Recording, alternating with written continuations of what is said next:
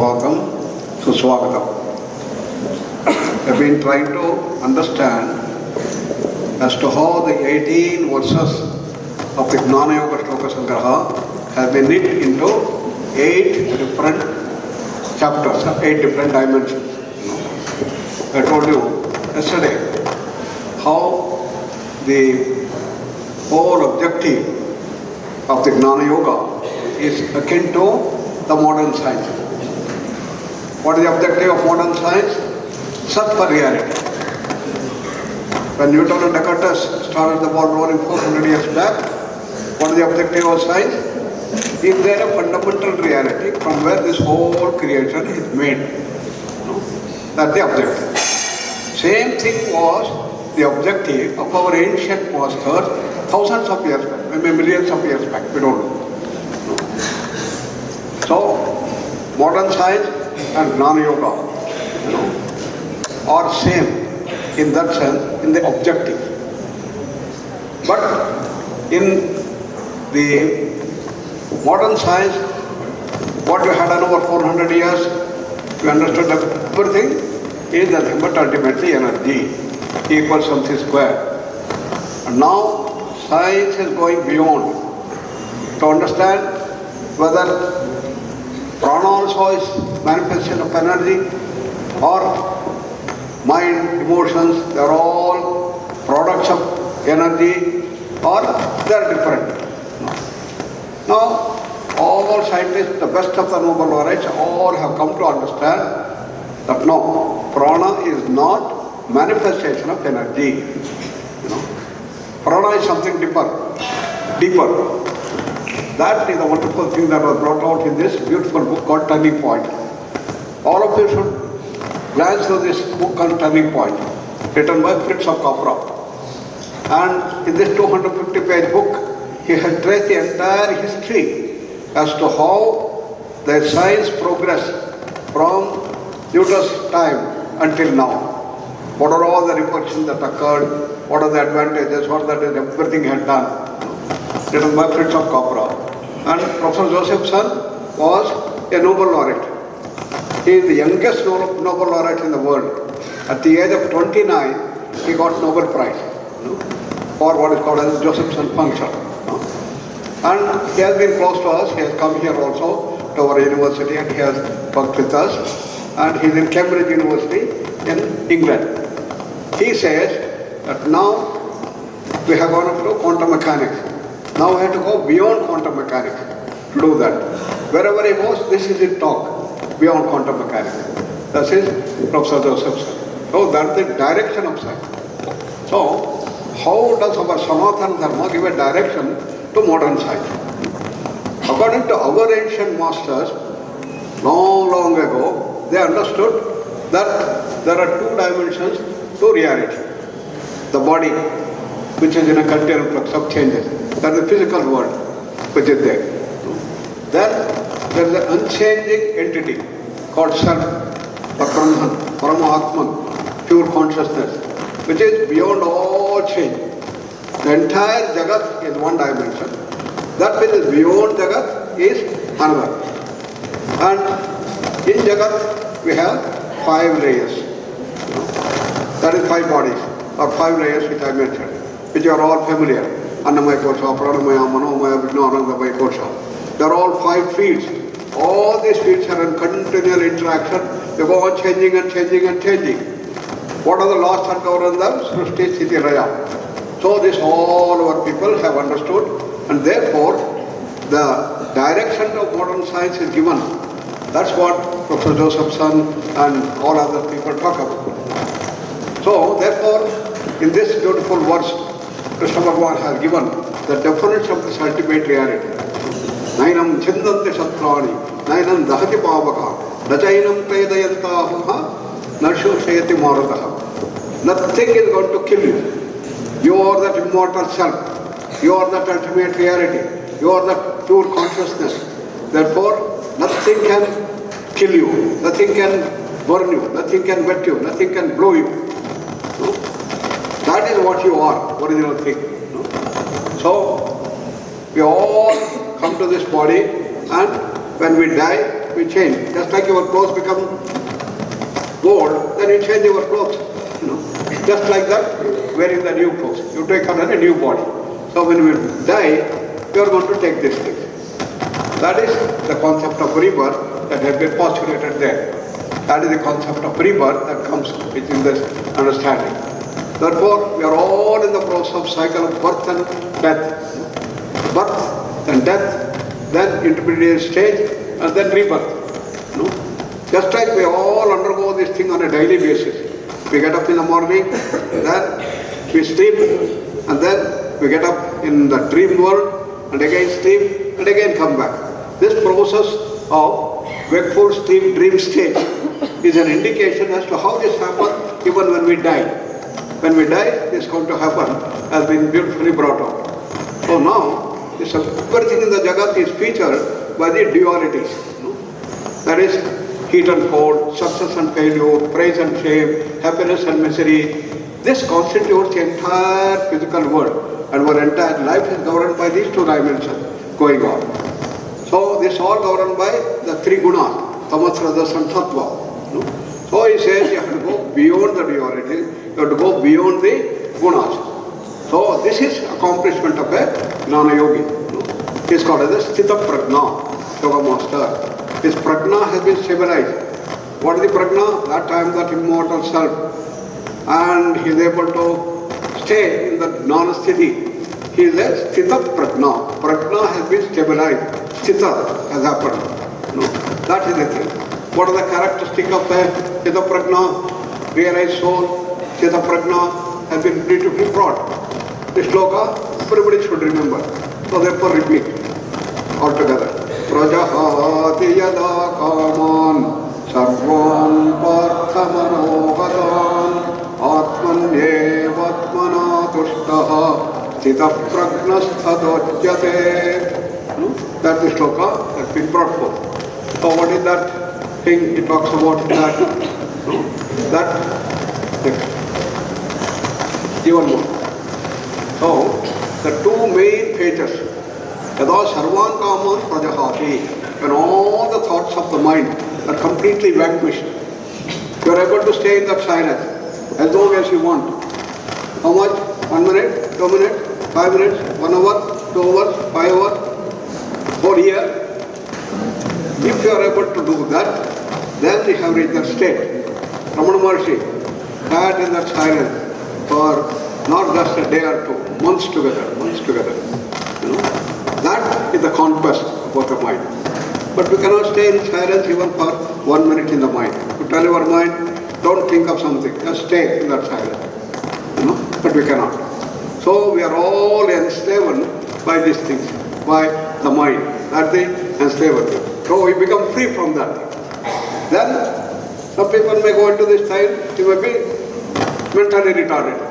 There are many people who are mentally retarded, they can stay in that thoughtless state where there are no thoughts for a long time. All day they will be getting like this thing. No problem. We used to have many such people who were coming in, mentally retarded, severely mentally retarded people. And he was from London. He was sitting here and he can sit like this thing. He was not interested in even eating, even other things. So whether we are talking about that state, clarify. No. It is a state of immense bliss, knowledge, feature and freedom. So, Atmaneva Atmana Tushtaha is completely in the state of bliss, Anandamaya Kosha, full of this thing. He has got the highest knowledge, highest bliss, highest freedom. So this is the goal. Why does this not talk about this such a high state? So the enunciation of the results will also help us to understand where we have to go. This is the goal that we have to reach. But we are here, 1 minute silence, that we have to go to that state of Ramana Maharshi or Shankaracharya, all great masters. So that's the goal. Then similarly bliss, we have very small bliss, sense pleasures. 1 unit. You have to go to the Brahmananda, the 10 to the power of 20 times the bliss. That is the goal. So these are the two things that have been mentioned in a master. That is Homage. So enunciation of qualities also will delineate the sadhana, the path for attaining this thing. So what should we do when we do asana, pranayama, mudra, bandhas, kriyas, everything? Your mind should become calm, silent. You should be able to stay in that silence for 1 minute, 2 minutes, 5 minutes, 10 minutes, 15 minutes. Stay in there. And this is the dimension that is needed. So whether it is the vipassana or long term or the parishana or shiva and other things, when we do all these things, you are asked to sit in 3 hours continuously, dimension. If you sit in that silence for 3 hours, then you go into the samadhi.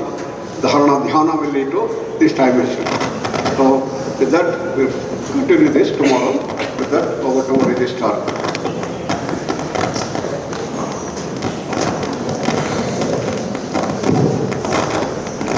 Thank you, Guruji.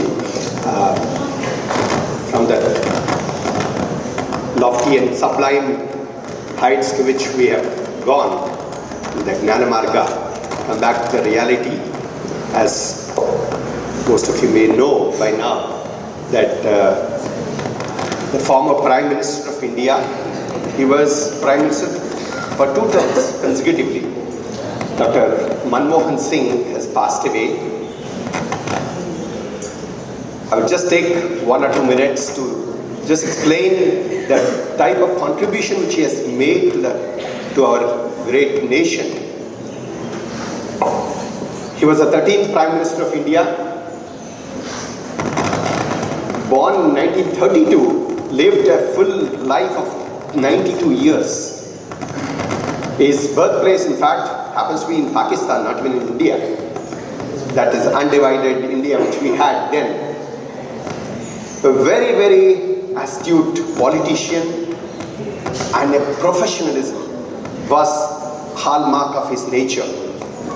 In fact, he did his master's and PhD in Cambridge and Oxford in economics. He was essentially in Delhi School of Economics before he became a Prime Minister. In fact, he was not a politician.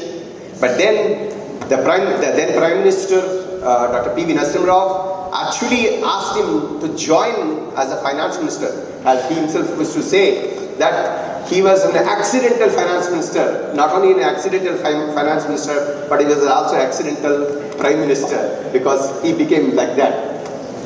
As I mentioned, he was a prime minister for 2 consecutive terms from 2004 to 2014. And then as a finance minister in 91 to 96, he brought a real revolution in the financial sector.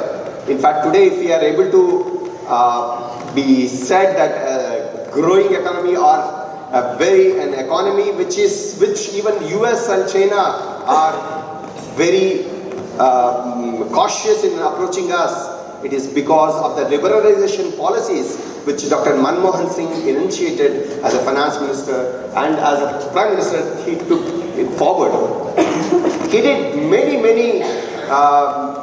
very, very useful things and brought so many laws. The next one, please. Just to very briefly mention, all these are available in the net, and then we as youngsters should be familiar with some of these terms, because as we live our life in 21st century, we need to be aware of these laws which are really helpful for all of us. The industrial policy reforms, abolishing the license laws. Previously, the license was there for all the industries, even to increase their production. Everything was actually removed by him. He said there should be liberalization and the industry should be free to actually do its job to take the nation forward. Devaluation of the rupee and trade liberalization. This actually brought all the outside companies come to India, and that actually gave rise to the globalization of our companies. We could export very freely, and also other foreign companies could come to India.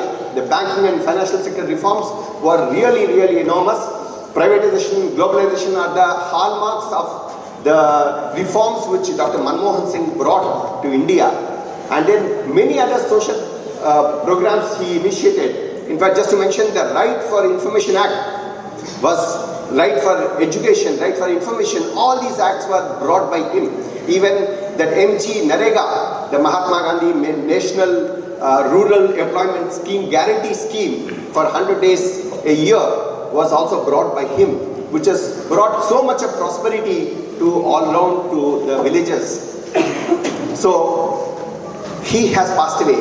We remember this great person and then pay our tributes. Government of India and Government of Karnataka have really announced 7 days mourning, and we will also be paying our homage to this great soul, the son of India, by maintaining 1 minute silence, and then after that we will chant our Mahamrityunjaya mantra to keep his soul in peace. So we will have 1 minute silence and then end with Mahamrityunjaya mantra.